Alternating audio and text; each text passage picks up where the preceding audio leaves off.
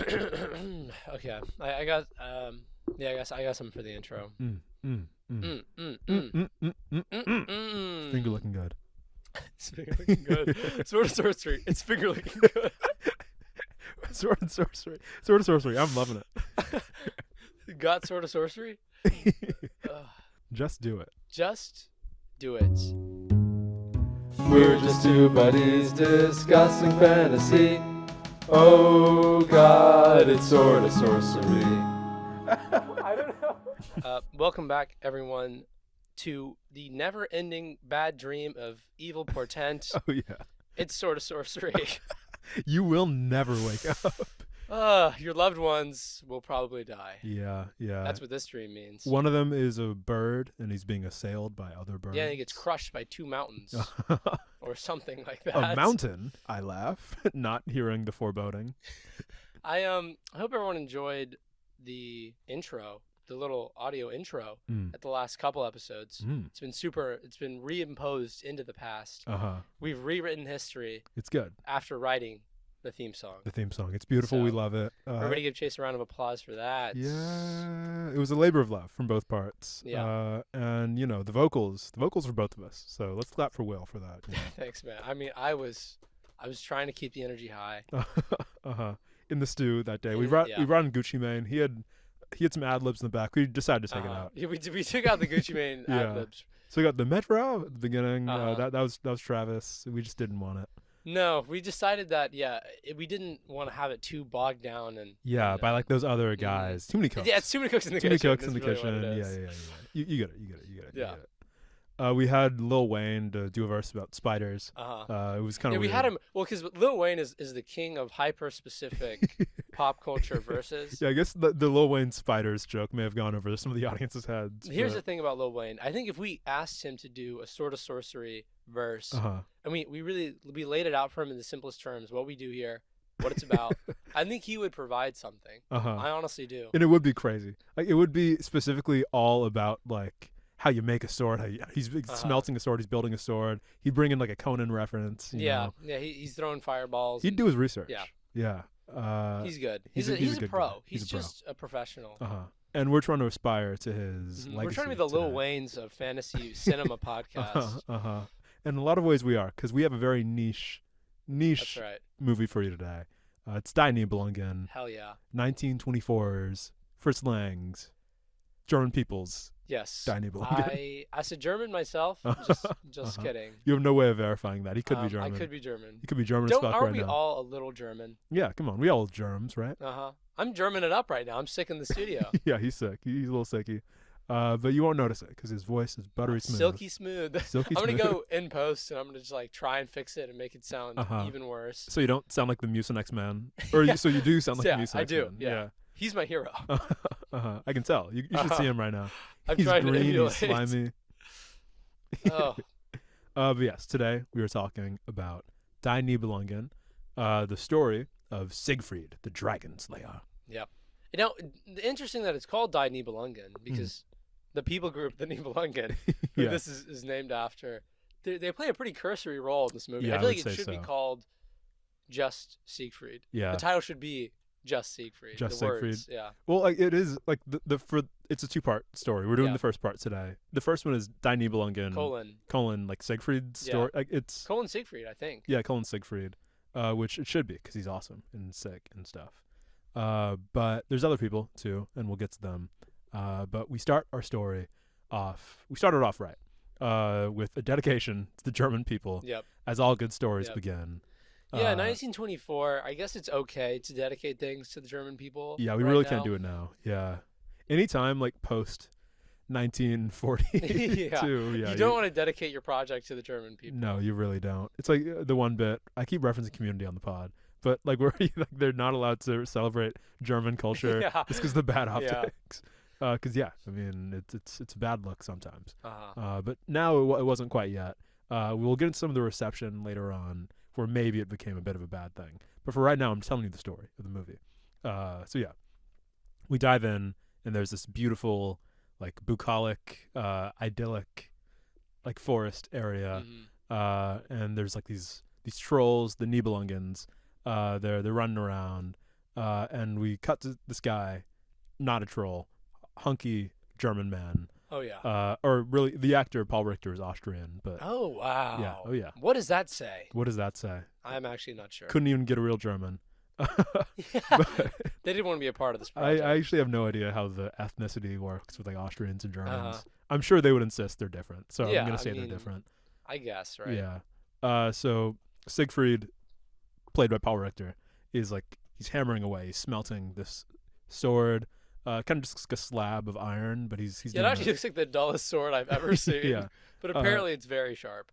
Yeah, his blacksmith master, another troll named Mime, he comes in, he like tests out the sword by like putting a feather over it, like dropping it on there, and just feather slices in half. Pretty cool effect. Awesome effect. So we know that this guy is awesome at making swords. Maybe he's good at other stuff too. Yeah, maybe he's just gifted. Maybe he's just generally good at stuff.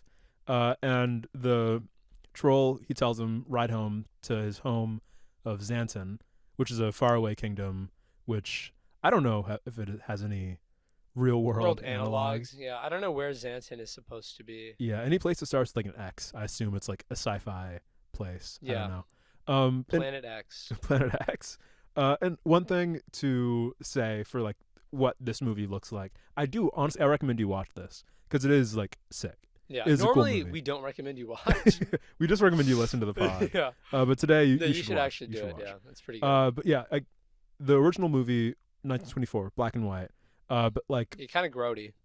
On YouTube, you can find this like remaster, like HD, presumably remaster, and it's like this beautiful like gold. Yeah, somehow all the whites become like yellows. Yeah, like yellows. Burnished yellows. Yeah, but I think it looks awesome. It looks good. And like it just looks like so mythic. So like when you're seeing this like forest area, it looks like some kind of, I don't know, like inscription or like painting. It looks sick. Yeah. So yeah, the troll tells him ride home to Xanten, and Siegfried, he walks out. He's hanging out with the other trolls. The troll men. Yeah, there's this like troll boys. wise troll who's the thumbnail for the YouTube thing that we watched. Like yeah, you can find all 2 hours of it on YouTube. It's out there. On the thumbnail, you see this like kind of like schlubby troll portly guy. Portly, yeah. I guess portly's a better word than schlubby. Schlubby. He is schlubby. He's kind of an asshole. Well, he's schlubby, but he's no slouch. Because he knows this story of this faraway kingdom of Burgundy, where there's this castle at Worms on the Rhine, which is a fun name. Yeah, Castle Worms is my favorite castle name. It's a good name. Yeah, because you think of Worms, but it's big, like a castle. Yeah. You know. And basically he tells the story of this like, beautiful castle. We see this cool shot of like all of the nobility walking past. I'm not gonna break down every cool shot, but just know there's a lot of cool shots. Yeah. And then we see the coolest shot. This beautiful woman. Yep. She's okay. Okay. Okay. Okay, cut Here's that the out. thing. Cut that out. Yeah, beautiful woman. Okay. People look different. That's true. People looked different. People do look different. In the 1920s in Germany. Yeah. We're told that she's a beautiful woman. So the story goes. She's a beautiful woman. She's a beautiful woman. And Siegfried, he agrees with us, who we both think she's beautiful. Right. Will and I think all women are beautiful. All people. You know what? You listening to the podcast, you're beautiful. All people contain a hidden light at the heart. Yeah. Whatever grotesque thing is outside. It's deep whatever down. Just hideous. Yeah. Like mask is put over. There's something within you that's cool. Yeah, and nobody else is going to see past it. Besides us. But us. Everyone else thinks you're a hag, thinks you're a foul wretch of the earth. But Will and I were like, oh yeah, you're decent. Yeah, you're cool. You're chill. You're nice. Yeah. You know? Kind of Yeah, nice. nice. Much like Kriemhild. Much like Kriemhild, the beautiful lady, who Siegfried declares that he will win her love. And the trolls all laugh at him. They just laugh at him. Can you imagine your boys, you're like, oh, I really like this girl. I think I'm going to... And they just start cackling. Laugh at your ass, yeah. They don't believe in him. And like it starts off like Siegfried's like, "Oh, you guys," and like he slapstick fights him, but just quickly I feel escalates. like we should say at this point, if you haven't watched it, this is a no speaking film. Oh yeah, we didn't even mention no that. speak. Yeah, we no really speaky. haven't. Yeah, it's no speaky. It's I guess it's not a talkie. I was gonna say he knew. I did the Yeah. the hand symbol of like someone talking, but no, it's not a talkie. No. It's a silent film. Is the Yeah. phrase. There's no fun. Yeah, just It's a silent film. People will like kind of like they'll move their mouths. Yeah. And then like they'll cut to like the.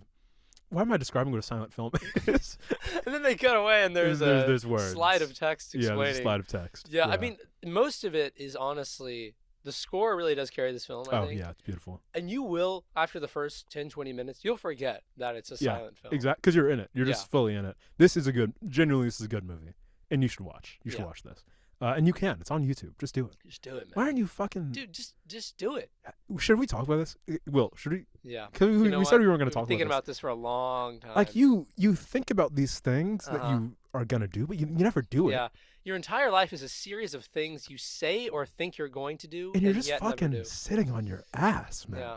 What are you doing, guy? Subway Surfer while you're listening to the podcast? I mean, that's crazy. We're seeing it. And you're not even doing well, too. At least, like, do the dishes or something. Do the dishes. You're just getting hit by subways. Yeah. Awful. Yeah, you're not even good at the game. Not You even play good at the game. 30 hours a week. And we know you buy the power-ups. Yeah, you do. Yeah, you I don't do. even know. You I don't get know if kind there of are in-game frustrated. purchases. You know, that feature where you can pay to just go once more, continue from your last run. Yeah.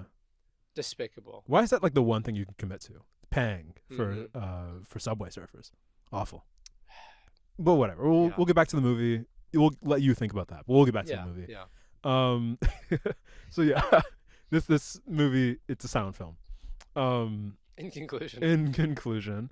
And trolls, they don't believe this guy is going to be able to make it to Castle Worms. And Siegfried's like, oh, I'm going to do it. Mime, the blacksmith guy, he tells Siegfried where to go. He points him to the way. And like as Siegfried's walking off, the blacksmith, like under his breath, goes, "Bye, Siegfried, son of Sigmund. You'll never get to Worms." No. He'll never get there. They don't believe. They don't believe. They don't believe in the dream and the vision. They don't see it. They don't see it. They don't see it. But maybe there's a reason they don't believe. Because along the way, there's a foul beast, an evil, just downright dirty, dragon, lowly. Yeah. There's a dragon.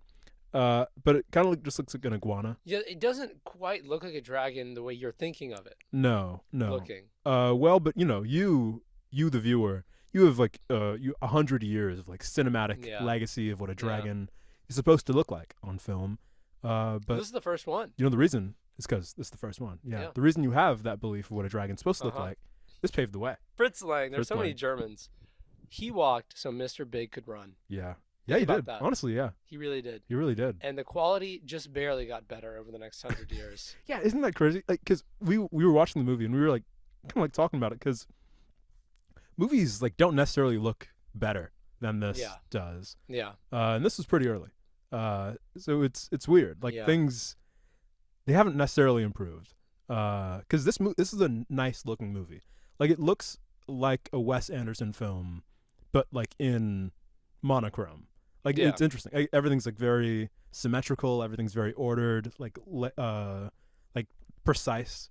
Yeah, and I mean we were talking about that. I think when you don't have the aid of dialogue or like fancy digital effects, CGI, you have to be so make Jar Jar Binks in this film. I think it would have been better if I'm being honest. We had Jar Jar Binks in this film. Yeah, I do like Jar Jar Binks. If he was the twist villain. Yeah, that'd be good. That'd be really good. Yeah. Give him like a winged helmet. Something to signal that he's really down bad, dirty. Oh yeah. Earlier, while they with the cool shot of everybody walking by, there was one guy with like a giant winged black helmet, which you may think, oh, he looks evil, but he's actually a really chill guy. Yeah, he's actually really cool. Yeah, he's really cool. He'd be a good friend. Yeah, I think he'd be sick. Loyal to a fault. Yeah, loyalty for loyalty. That'll come in later. But for the rest of the film, it kind of goes how you'd imagine. Slays the dragon. Yep, murks him. Bathes in the dragon's blood. As you do. do. And like a bird. Yeah, he kills the dragon Yeah. for seemingly no reason. The dragon is just does minding its nothing. business. Yeah. Siegfried slaughters it in cold blood. And then he starts going insane, and a bird starts talking to him. And the bird says, "Bathe in its blood. You'll become invincible. Strike the dragon down." So he's like, okay. Bathes in his blood. But, of Yeah. course, Achilles type beat Yeah. just a leaf. A leaf gets on his back while he's bathing in the dragon's blood to turn his skin invincible, as you do. To chop and slash or whatever. And the leaf gets on him and protects that part of his skin from the blood, so that part of his skin is vulnerable. Yeah. It's an Achilles weakness. We all need one. And what Wikipedia will tell you is that like touching the dragon's blood gave him the ability to speak to birds, and that's why he could understand the bird telling him to bathe in its blood. Think no. Yeah, I mean, there's just no indication of that. I just think he can talk to birds, or he's crazy. Yeah. But yeah, so the rest of the film just kind of goes along smoothly.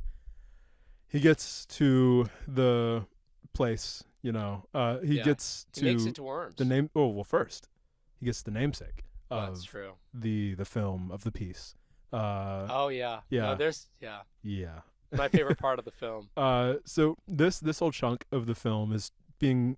The framing device is being told to Kriemhild and the people of the court by the bard of, like... Siegfried's exploits and stuff. Mm-hmm. And so the bard's telling Kriemhild and the rest of the gang that Siegfried, he's getting to this place, the land of the Nibelungens, and it's basically like a swamp. Yeah, it's a little swampy. I guess what it's supposed to be, or like what it is, even in the film, but like in myth, it's like this land of like fog and mist and stuff. And you get that. Cool. Yeah. Yeah, you get that. And it's like this misty, foggy swamp, and we see this guy. Yeah, this misty, foggy guy. Could you describe? He. Imagine like if Gollum put on a lot of weight. Yeah. And had had long fingers and. Does he have a long nose? Yes, he does. He does. We should talk about it. Yeah. So the character that Siegfried encounters next is the king of the Nibelungen, who Alberic. are racially dubious goblins. Sure, yeah. But like the rest of the Nibelungens are just kind of they're just kind of small. They're small. They're like trolls and stuff. Like they're like fantasy people. Yeah. And generally they have like big noses, like they like big as in round and stuff. Alberic though, bit different. Our boys built different. Yeah, imagine like the most anti-Semitic image thing you can think of. imagine. Yeah, and it's that. But was it intended to be that? Maybe we can get into that later. Yeah. It's for later discussion. Was it taken as that, and does it look like that? Yes. Yeah. Yes, it does. A little bit. So yeah, he's this like hand-wringing, like duplicitous guy. Yeah. Siegfried's coming along. He's like, oh yes, my evil plan. I'm gonna get him. Alberic, like he has this like net that allows him to become invisible. Maybe he can do other things too. Mm-hmm. Who knows? And like he hops on Siegfried and like tries to strangle him. Siegfried is obviously like, what the fuck's happening? But he like with his amazing strength rips him off, gets him to the ground, and like immediately he just so quickly starts begging for his life, bleeding. Yeah. Offering him. He's on his little knees. He's like, oh, I will make you the richest king in all of the land. And Siegfried's like, oh, bet, cool.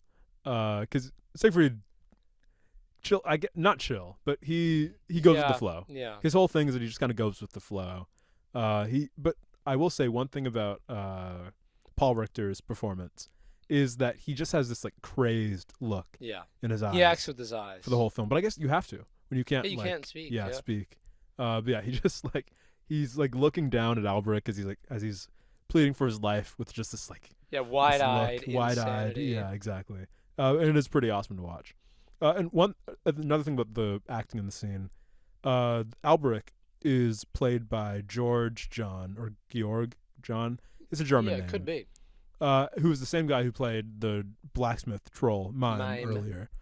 So like one idea is that the reason that Alberic has so much like prosthetics on him and stuff. Just to make him look different. To make him look different from mime. Which I could see that. Yeah, you know. Could be. Could be. Hey, why are we gonna doubt that? So yeah, basically, Albric is like, oh, I have all this gold in my cave. Come on down. That's what they always say, man. Always taking you to a second so much gold location. in my cave. Yeah. No, they never do. They never do. We've gotten tricked with that a few times, actually. I can't even count. God, it's terrible. We have gotten some gold out of it, though, which is nice. Yeah. And Siegfried, he wants to get some gold too, so he follows him down, and they come to this like den where there's like this large bowl of gold, and like these guys holding it up, and they're like chained and stuff. Yeah. It's like other Nibelungens, like so they're like little guys, and they're like some of them are played by actual little people. Mm-hmm. And like they're holding up the. Yeah, they're seemingly unnecessarily like propping up the bowl. Yeah, which you don't need. Just put it on the ground. Just put it on the ground. But I guess Albric doesn't roll like that. No, he wants. he wants him to. He wants to feel strong. Feels like a big man. Exactly. So Siegfried is looking around. He's like, "Oh, I love all of this stuff. This is all my gold now." And he finds this one sword, Balmung, which is the sword forged in blood, or the fire of blood. Ends up mattering not very much. No, it never comes up, I think. No. And like he already had a sharp sword. Like it was the sword really that he sharp, made. Yeah. But I guess he just. But that wasn't forged in blood. It's true. Yeah. It wasn't forged in blood, so it's not good.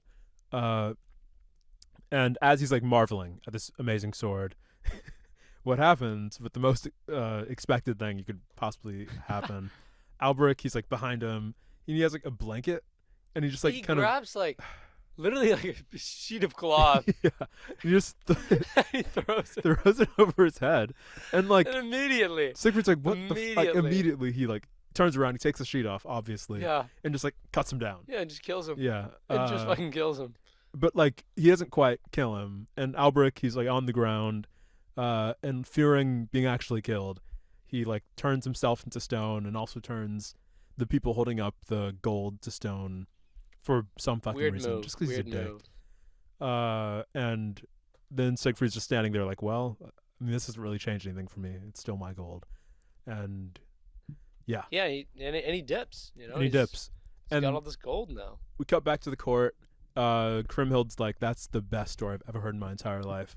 I love him. I'm in love with him. I'm in love with that guy who I've heard a story about where he just killed a guy. Yeah. And she gives the bard like the blanket she was knitting earlier, and all is happy, all is well. And then who appears to the court? But who doth appear? But it's Siegfried and just 12 guys that he picked up along the way.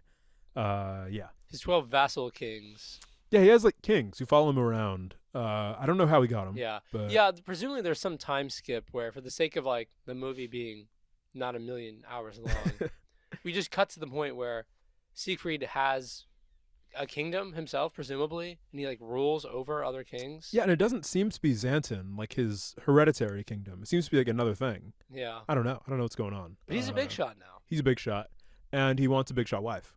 He's pulling up to Burgundy to take the hand of Kriemhild. And, you know, the guy with the evil hat, whose name is Hagen Trangi, he immediately is just like, oh, refuse him welcome. We don't want this guy here.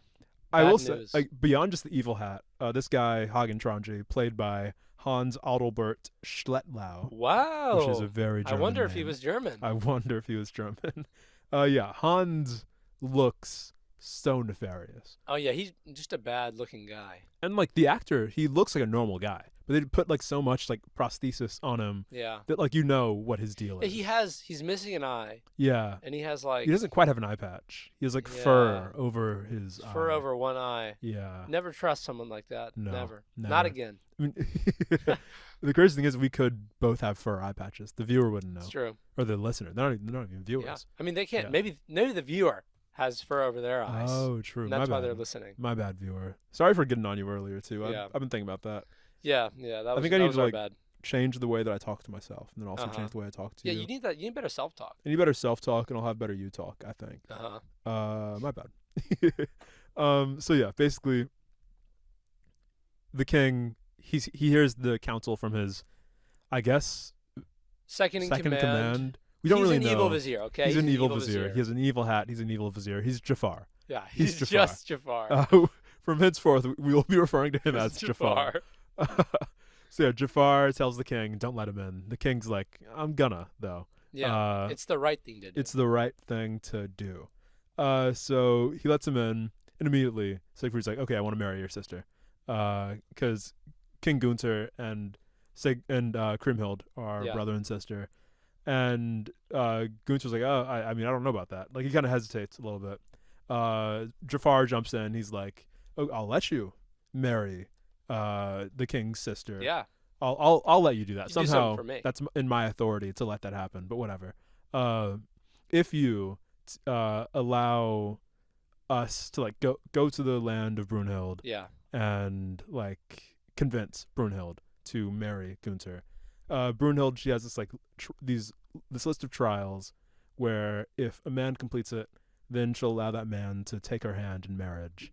And cool stuff. And cool stuff if you want like a cool husband, but sadly, no. King Gunther is not. You're not, King Gunther is not that. So Jafar knows, this guy's not gonna be able to do it. Yeah. But Siegfried, you can. So if you like somehow use your strength, I guess Jafar doesn't really have a plan to like. Yeah, I guess the assumption is just that since Siegfried is like a known hero at this point, he can do it if anyone can. Yeah. But I don't know if... Oh, I guess, Jafar heard the story of the whole Nibelungen encounter, so he knows that Siegfried can, like, turn invisible and stuff. He's got so some I guess powers. That's their plan from the beginning. He has the Tarnhelm. He has the Tarnhelm. Oh, yeah, that's the name of the thing, Tarnhelm. And, so basically, Siegfried is like, no, I don't want to do that. That sounds like a lot of work. Just let me marry your sister, dude. And there's, like, a standoff, like, the vassals, they're, like, kind of fighting against the guards for a second. But then Kriemhild comes down, and Siegfried, he's looking at her. He's like, this is the most beautiful woman I've ever seen in my entire life. Yeah, why not, right? Why not? Calms down, and he's like, I'm going to go on your quest. Hell yeah, we got a quest. Got a quest down the pipe. Yeah. So we cut to, I guess, Brunhild's island. We never know what she's living on called. some mysterious island. Yeah, it's like the Themyscira. There's all women and stuff. It's giving Amazon vibes. One of the women is this like divining witch lady, and she's telling Brunhild that some guys are like approaching the island. Yeah. Some strangers, some strange fellows. Now, how she gets that from like tossing sticks on the ground, I'll never know. I didn't want to get into her specific methods, but yeah. Well, I think the methods are funny because it's like something you would see on the streets of New Orleans. Yeah. Like some guys just like picking up sticks or dice and like throwing them. It's like, hey, let me come read your fortune. Yeah. Oddly specific, this witch was, but correct nonetheless. It's true. She has a certain kind of power about her. And we see our guys, Siegfried and the gang. They come upon this like lake of fire, and we're all like, "Oh, how are they gonna get out of this?" Yeah, this seems like a. So they have a lot of water. Trial. To put out a lake of fire, you need like a lake of water, which they don't necessarily have. A lake of water, a normal lake. A normal lake. So Siegfried just kind of like looks at it, and the fire goes out because Siegfried is cool. He's got that stone cold glare. Yeah, I guess so. The gaze. They never explain how that works, but it does. Siegfried, whatever, is awesome. We love him. He's cool. Fire goes out, and they come upon the like Brunhild's palace, and all the women, they're like freaking out. Brunhild's like, let them in and prepare for the fight of your lives. And yeah, it's gonna go down. I guess it. I mean, it doesn't really, but whatever. Brunhild is in her palace. She's in the throne room. The guys come in, and they're all talking. She's like, "Oh, is this the hero who's gonna take my hand?" Yeah, she's walks like, right up to Siegfried. Siegfried's like, nah. Yeah, no, it's that guy." Brunhild like looks over like this look of disgust at King Gunther. Here's the thing about King Gunther. Yeah. Imagine the kid who was like picked last in dodgeball.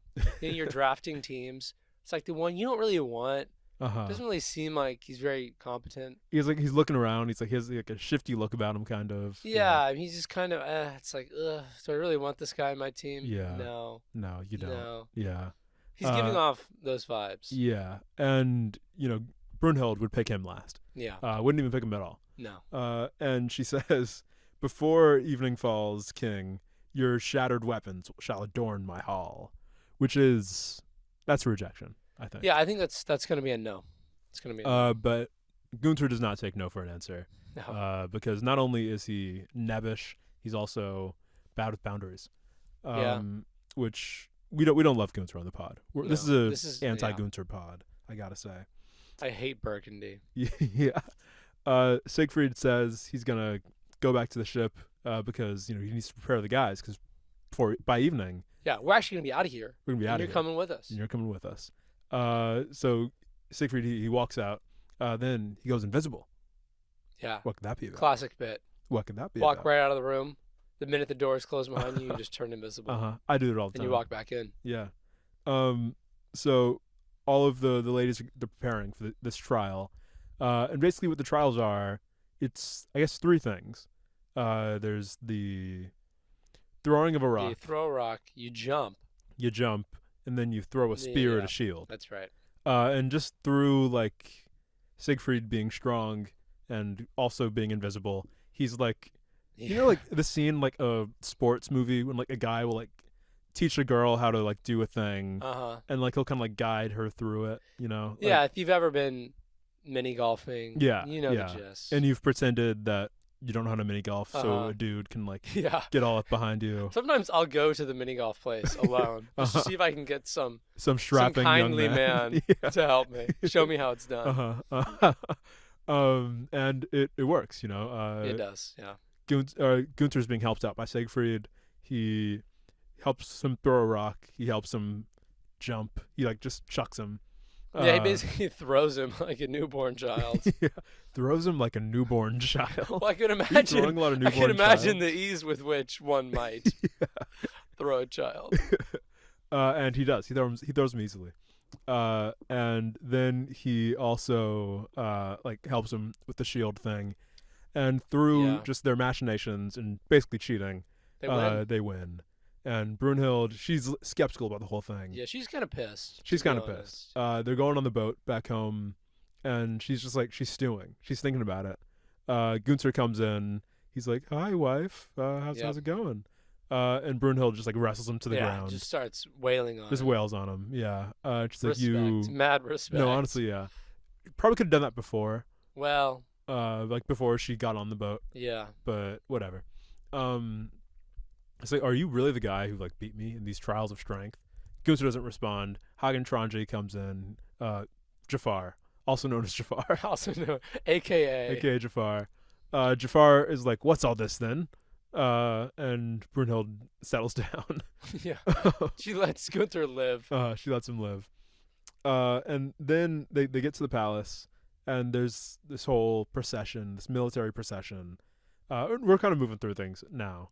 Just because, like, it's a good movie. I recommend you watch it. It's a long one. It's a bit of a long 2.5 hours. I mean, and we're at 38 minutes. Folks. Yeah. So now we're moving. Now we're really moving. Whatever. They're at this, like, they're at the palace, at the castle at Worms.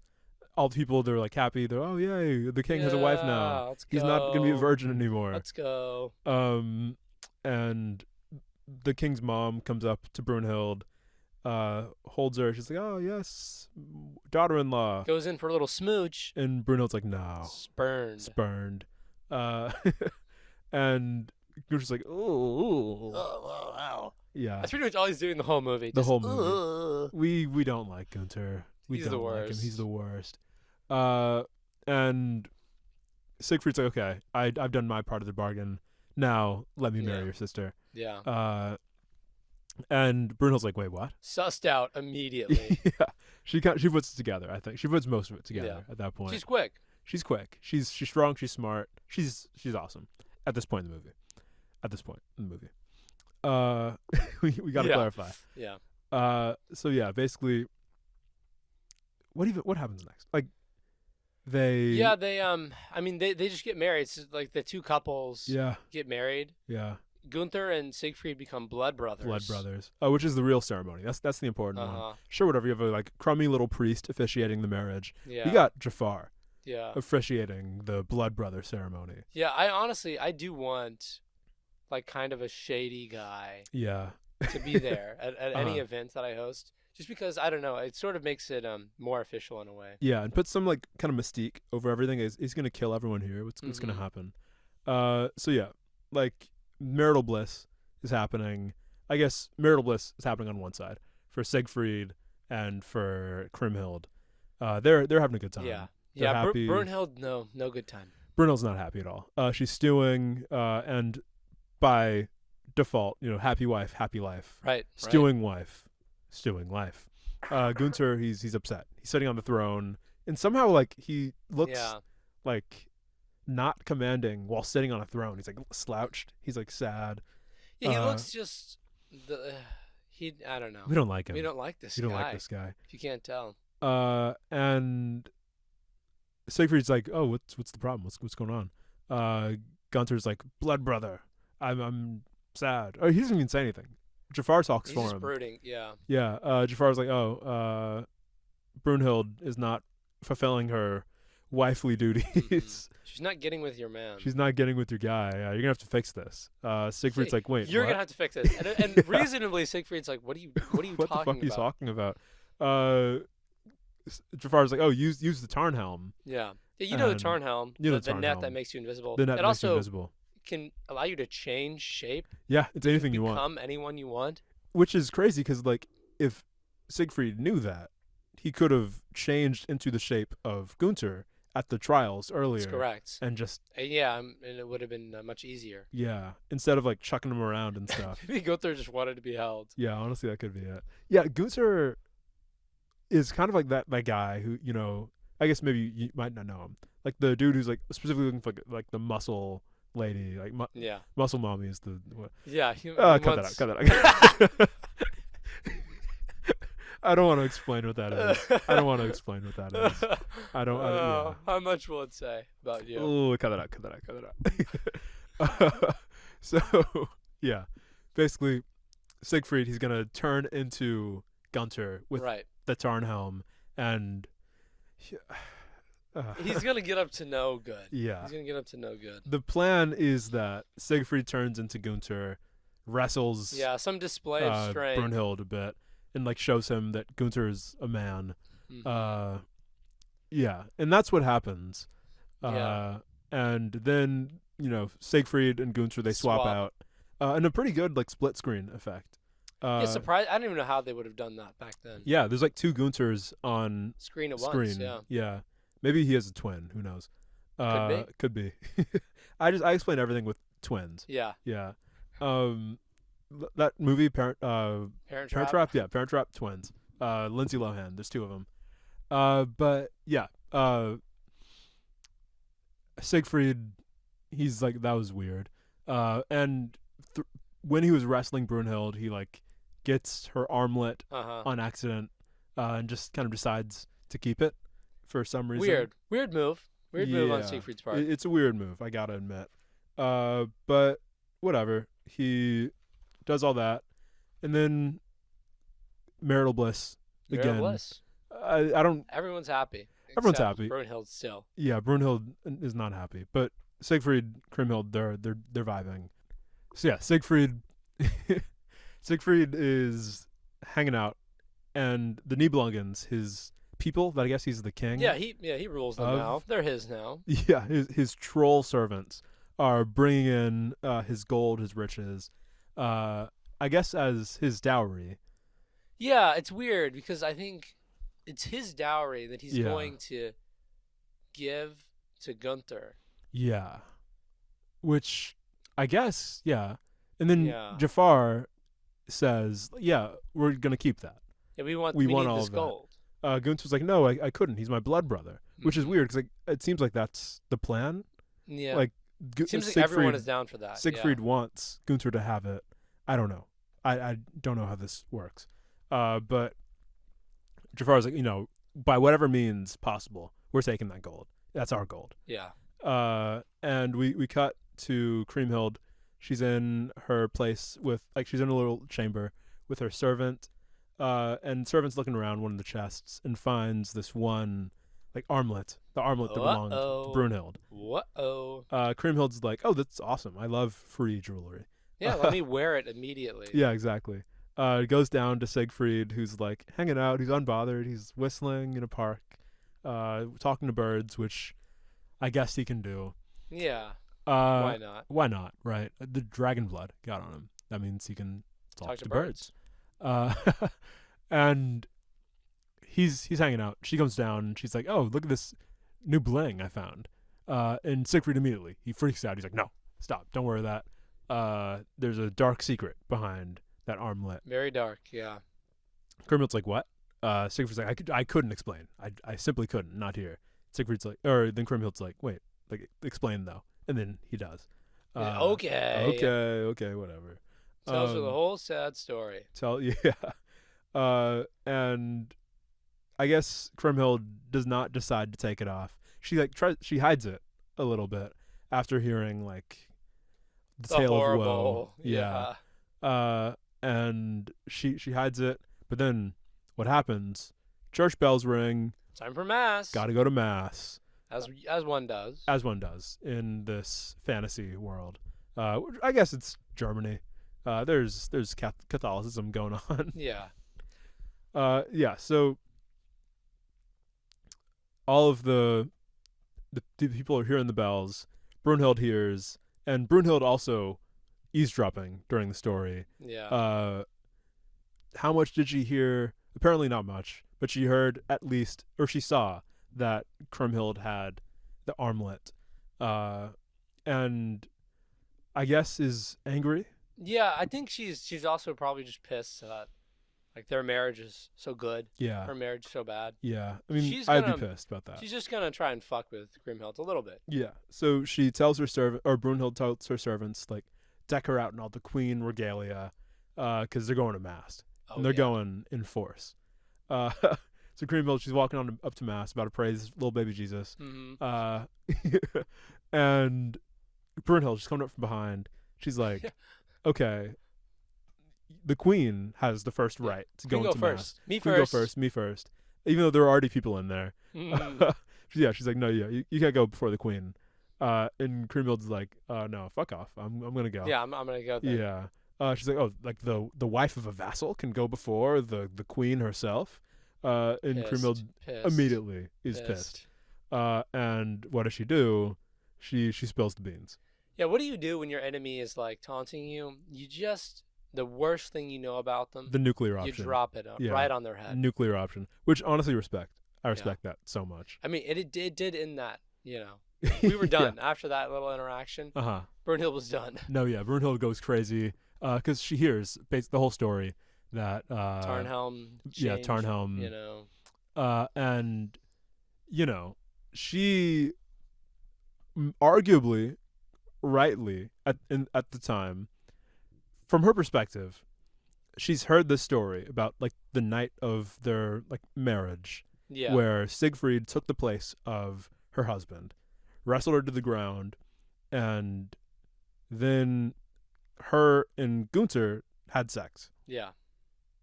To her, that could be a bad situation. Yeah. Maybe. Maybe. Well, at least that's what I was thinking at this point in the movie.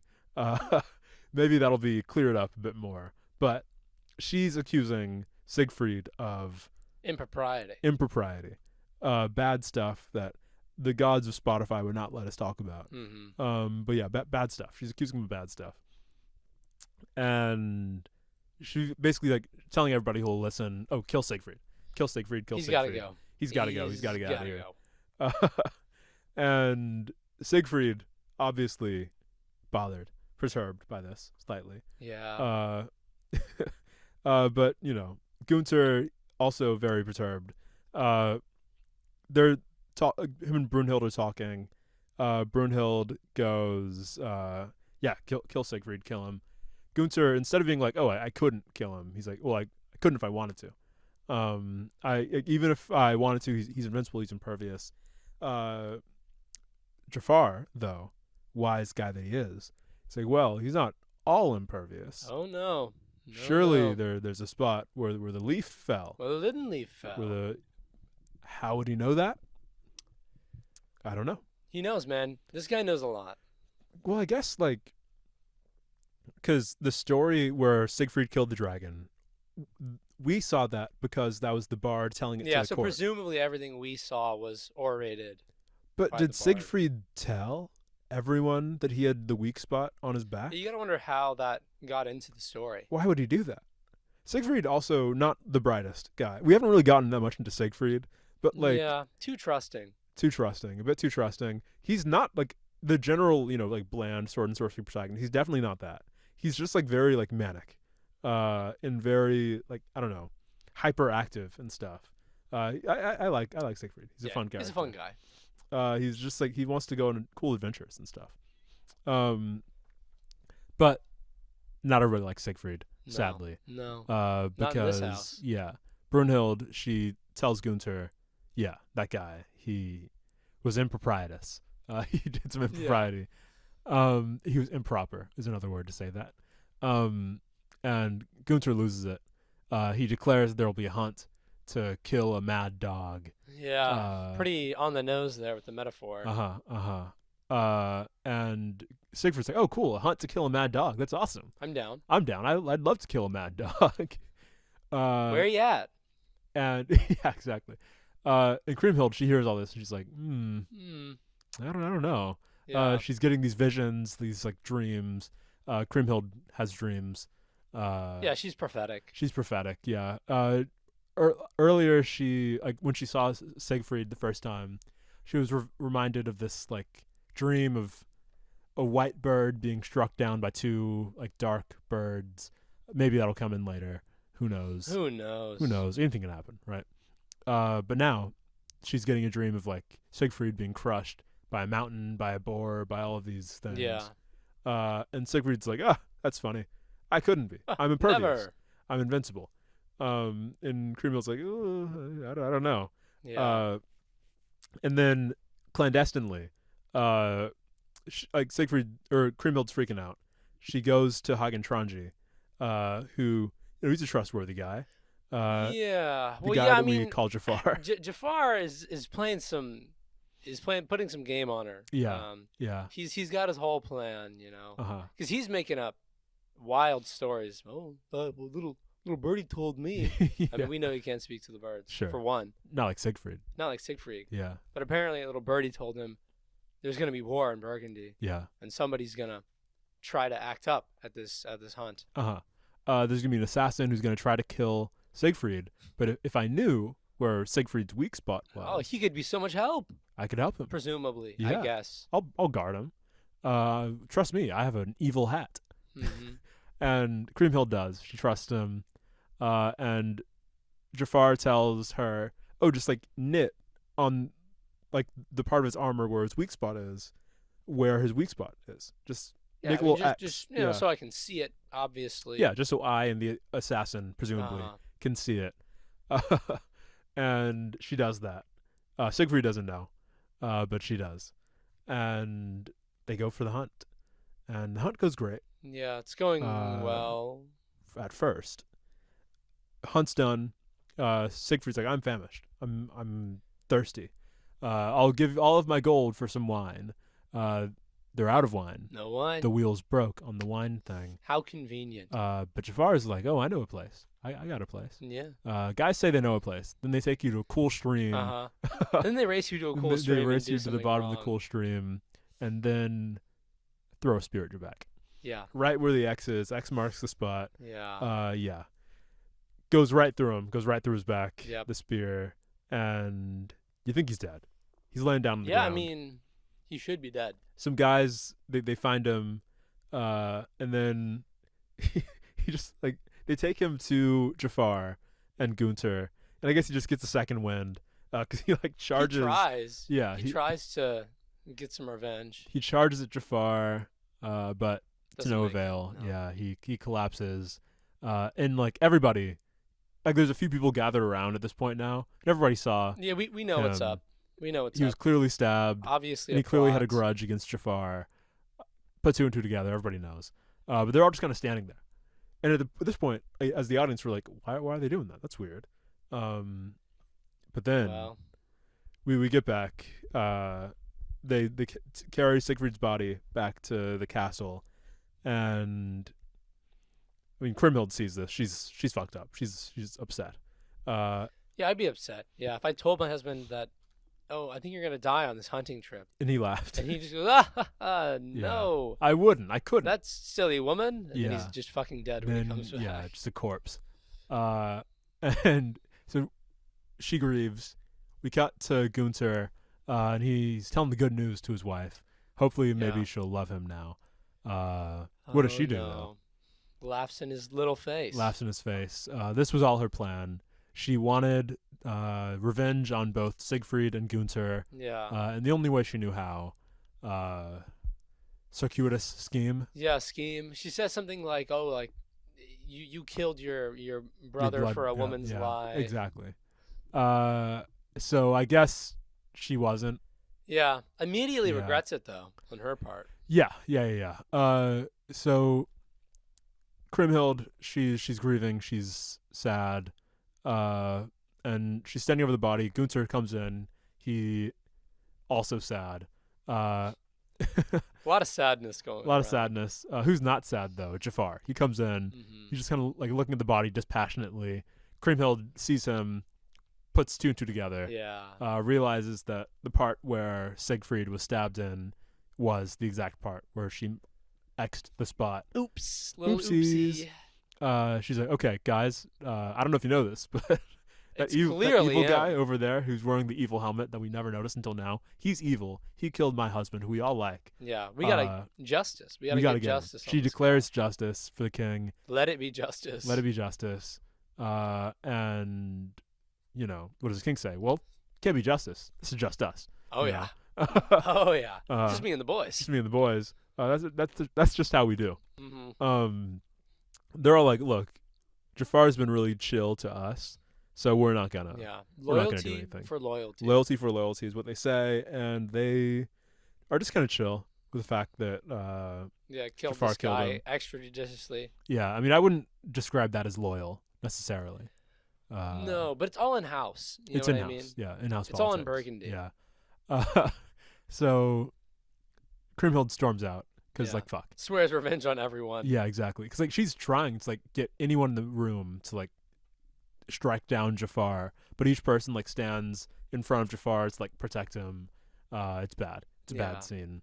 She goes out to the church to see her husband's body one last time. Because at some point it was like moved took his body out. Yeah, he's in the church. She comes in. Who does she see sitting over her husband's body? Brunhild, with a knife through her sternum. She stabbed herself. Yeah. Out of regret, presumably. Yeah, regret. Kriemhild, it's like fuck. Yeah. Tell my husband, Queen of Burgundy's dead. Yeah. Yeah. Exactly. Tell my brother, King of Burgundy's dead. My husband's brother. Can't tell my husband much. No, can't tell my husband. You could never speak to him when he was alive, and now he's dead. Couldn't go and tell the guy nothing. No, wouldn't listen. But yeah, bad stuff is happening all around, and I guess that's the end. That's the end of the movie. Yeah, that's the end of that movie. Yeah, more to come in part 2. Kriemhild will return in 1924. Same year. Both movies came out. Big year. Big year for movies. What else did that? I guess The Matrix did that too. The Matrix also came out that year. I think. This movie, in a lot of ways, was the precursor to The Matrix 2 and 3. Not the first one, but Matrix 2 and 3. What are those? Resurrection. Resurrection and. Oh no, Resurrection's the new one. It's not important. It doesn't, it's not important. But yeah, so this movie's pretty good. I'm a fan of the movie, and it's interesting the way in which it kind of reveals a synergy, I guess, between like the mythic past of fantasy and like the filmic thing that it becomes later. Yeah. Yeah. Yeah, I mean, it exposes the genre as being what it is, which is not a truly unified, pure conception of these tropes versus those tropes, it comes from something, right? It emerges out of something, and that is the mythic tradition of folklore and epics. And like it is interesting because you see later films like, I don't know, like Beastmaster, like any of the things we've talked about previously, and they don't feel like this. No. There's this feeling of like prestige to this film that's absent in later ones, and I wonder like why that is. I think it's possible that it's so much closer to the source. Yeah. Just the source of storytelling generally. You know, the tropes haven't been abstracted further, because you see like the burgeoning ideas behind some of the tropes we get later, like the barbarian, the racially dubious goblin, the objectified princess. You know, anything evil on the villain. bingo. Bingo update. We didn't get a bingo this time. Yeah, but I think that goes We're towards close. the point where like there's these like proto elements of the tropes, and you could argue a lot of the tropes on the bingo card would apply to this, but it's not quite, because the tropes haven't been like solidified out yet. Yeah, right, because they're not tropes yet. Yeah. There are other tropes of epic fantasy that come into play in this story, obviously. Like a lot of Greek epic is very analogous to this in certain ways. Like Achilles with the weakness, obviously. You know, you're fighting giant monsters, slay dragons, Charybdis, whatever. Charybdis. It's all the same. Charybdis. And I also, fun thing about the dragon, and I guess we already talked about this, but it's like it's the first dragon on film ever. And you know, you look at it in the movie, it's like a little kind of cute, dopey little guy. But it does begin like the strain of creation that leads to like, I don't know, Game of Thrones and like all the stuff now, where like things can look kind of antiquated and quaint, but like it's the first time it's done. There's like really no thing to compare it to previously, and I think like a lot of the other things in this film can kind of be compared to that. Like when something seems kind of like, oh, why did they do it that way? Yeah, it's like it's because there was less to like base it off of. Whereas like later sword and sorcery films, like they become, I think you said this in the like preliminary episode, like they're movies about movies. Yeah, they're exactly. Like the base of knowledge that they're pulling from isn't myth, it isn't like history, whatever. It's like other sword and sorcery films. It's how do we make a movie that's like Conan? It's a facsimile of a facsimile at some point. And I guess you could say that same thing about like myth. Like there's just a bunch of different stories about like Siegfried or Sigmund, whatever you want to call it, or not Sigmund. Right. It's Sigurd. Based on an actual set of German myths.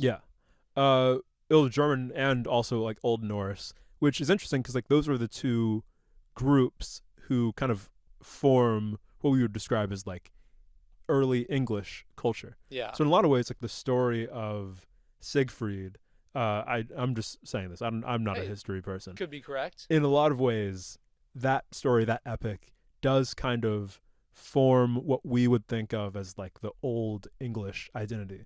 In the same way that like Havelock the Dane could inform like the Middle English identity. So like these stories in a lot of ways like predate what we think of as like whatever our culture. I guess not our culture. We speak English. Yeah, we love English here. English specifically in like the linguistic sense. Like these stories come before English and also like form the way that English works later on. Like I think it's interesting.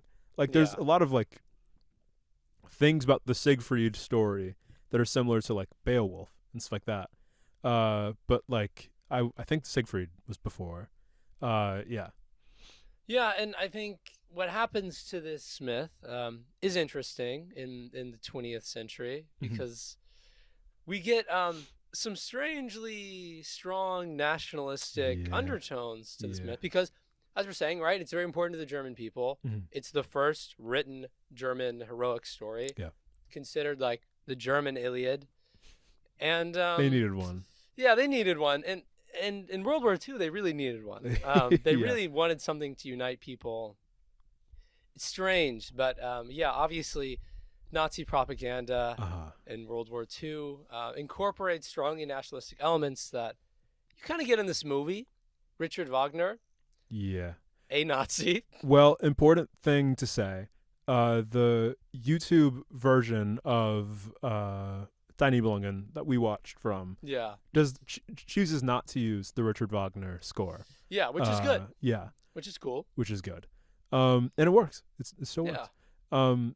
But yeah, like Fritz Lang, I want to say Fritz Lieber, but Fritz Lang, the guy who made or directed this film, not a German, immigrated to Germany, but like post World War I, saw like the desolation of the German people, wanted something to unite the people, and like sees this like myth and decides to bring that to the modern day. And obviously, that can have implications later on, especially when like you look at kind of the imagery of the story of like this blonde golden protagonist who's like taken down by these two dark-haired protagonists. It features into like the whole like light versus dark like thing. And then there is a critique of court politics and the machinations that happen, like scheming. Because you have this figure, right, who comes from a bucolic, as you mentioned before, sort of pastoral setting in the beginning of the movie. He is royalty of a foreign kingdom, but the settings we see him in most often are naturalistic. He speaks outside, to birds. He's strong, he's free, he's unfettered. And I think something that's interesting to consider is how, at least in the portrayal of the parts that are shown in this film, the 1920s, you also have Nietzsche writing about morality and master-slave morality. One of the big things that Nietzsche argued was that, well, you have like this nature that's the blonde brute, is what he calls it. You have this guy he's beautiful, he's strong, he's just better than others by nature, because that is his animal nature just wins out over that of others. And you see this in the contradiction between Gunther's inability to achieve anything in the story on his own and Siegfried's ability to do literally anything on his own. Gunther is a character who has political power, whatever, is kind of being manipulated by his second in command, but he's weak, like he's sort of inept in a way. So that's morally bad, right? Is sort of the argument that can be made, and is made also by Nazi philosophers as well later on. And obviously, like the reception that a film gets isn't entirely on the person who makes the film, but like, I don't know, it does color some of the like understanding of this film in the present day. The fact that it was so widely appreciated by the Nazis. But what's interesting to point out is that the second film, which is a bit outside of our purview for this podcast. Because it's watch it on your own time. Watch it on your own time. It's very good, but it follows the aftermath of this epic story where Kriemhild, it's called Kriemhild's Revenge. Kriemhild has to like get revenge for her husband on this like line that killed and was complicit in the killing of her husband. And that story was much less revered. They came out in the same year. People loved Siegfried's story, and those same like Nazi propagandists basically pretended that the second one did not exist, because it covers like funny. The problems with like vengeance and like how these moral crusades can just like absolutely destroy you and destroy others, and obviously the Nazis not a fan of that idea. No. And I think like contrary to what we're doing on the pod, you really can't understand one without the other. Like the kind of epic ideas of the first one, represented by like Siegfried, this larger than life protagonist, work in tandem with the more like grimy, like destructive nature of the second one. Like they are made to work with each other. They were filmed at the same time. But when you only understand one, you understand that one, like the first one, to be like this emblematic national work, then you're not really going to understand the full picture. Yeah, I think you mentioned this while we were watching the film. The death of Siegfried at the end of this first movie is kind of symbolic of the end of the Age of Heroes. So you have these big, strong, beautiful men who were once very dominant in the world. Siegfried has like 12 vassals that are all kings themselves. Like he's on top of the world.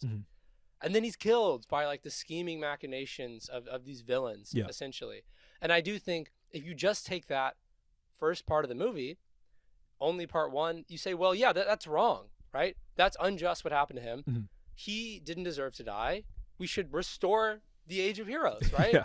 And I think that's where you can get in some really bad ideological ruts where you're stuck thinking that's the way out. But the second movie, it answers that question, right? Of like, what do you do afterwards? Well, you don't try and avenge the Age of Heroes. Mm-hmm. It doesn't work. It doesn't work. You can't do it anymore. The most you can do is like live. And like that's the whole thing. Like Kriemhild, in getting revenge for her husband, stops living, stops trying to be a human being and like treat others with kindness. She loses all of her like moral considerations for others and only uses them as tools for vengeance. And obviously, you know, Nazis, any kind of like moralistic evil, not evil, whatever, any kind of people who set themselves on like these moral crusades, they're not going to like that idea. But it is like, it's at the heart of this story. Even the story of Brunhild in the first one, she's set herself on this like quest of vengeance. But what comes of it, she immediately kills herself after she achieves her goal. She isn't fulfilled by it because it was purely destructive. But yeah, I don't know. Like, I think this is a really good film. I think the theme's really fun. It tells us a lot about like the sword and sorcery genre. Yeah, I mean, I think on every level, it works to display things that we want to talk about, right? I mean, on the level of story and like genre, it's interesting because it comes from myth. It has all these early signs of tropes that we see later, but also as a movie, it does the same thing, right? Like on both levels. The cinematography is incredible. Oh, I mean, beautiful. It's just amazing. But the way the setting is portrayed, costuming, like the characterization, everything is sort of what we see later on. It's diluted later on a little bit, arguably. But yeah, seeing it here is just incredible. It's a 100-year-old movie. Yeah. And it's great. Yeah, I recommend. This gets a Sorta Sorcery stamp of approval. Yeah. Sadly, no bingo. No bingo, but it's fine. Otherwise, right? It's fine. Yeah, The bingo was built for the 21st century. They didn't have bingo back then. No. We couldn't expect them to get a bingo for this movie. No. But for next week, maybe we'll get a bingo. Next week we have something very special. Yeah, we do. You've been waiting almost for it. As significant to the genre as Die Nibelungen, arguably more significant. I would say so. Yeah. This comes from a long line. I mean, in the literary sense, it began this genre in its popular form. We talk about like the ways in which maybe the genre's been diluted a little bit. Obviously, the idea of like barbarians, like that, not really present in Die Nibelungen. Yeah. Where does it come from? It comes from this. It comes from this, and that could only be Conan. Conan the Barbarian. Conan the Barbarian. Let's go. Yeah. A 2011. 2011. Jason Momoa. We're doing it, guys. We're watching it. You've been waiting for it. Yeah, I mean, need I really say more? You knew this one was coming at some point. It's the 2011 Conan the Barbarian. Jason Momoa's Conan the Barbarian. Streamable on Amazon Prime Video. Oh yeah. Presumably. Where all your favorite movies are. Other things as well. Amazing. Hulu. So many things. Disney Plus. Like, you can find this film. Now, be careful. Don't watch. No. There's another version of this that like sucks dick. You shouldn't watch that. We don't like that one. We don't talk about that. Marcus Nispel, 2011. Yeah. Starring Jason Momoa. Yeah. Rachel Nichols. Yeah. Stephen Lang. Yeah. It's not even a cult classic. It's a human work of art. We were saying watch it. Clearly you've already seen it. You've already seen 2011's Jason Momoa's Conan the Barbarian. Of course you have. But you can watch it again. Yeah. Well, actually, I mean, you probably saw it. Now, it did have a budget of $90 million and made $60 million. That's awesome. So that is awesome. Not many people saw it at the time, but you're gonna watch it now and you're gonna love it. Yeah. And you're gonna love it. Goddamn. Almost a tight 90, 112 minutes. I mean, it's just great. I don't really know what to say other than it's just great. We're gonna have an amazing time talking about it. We're already having an amazing time. I'm already running off the high. Yeah. I'm excited. I'm excited. You're excited. We're all excited. Yeah. And stop back next week and you'll find out what the excitement's all about. Yep. Yep. Bye, guys. Bye.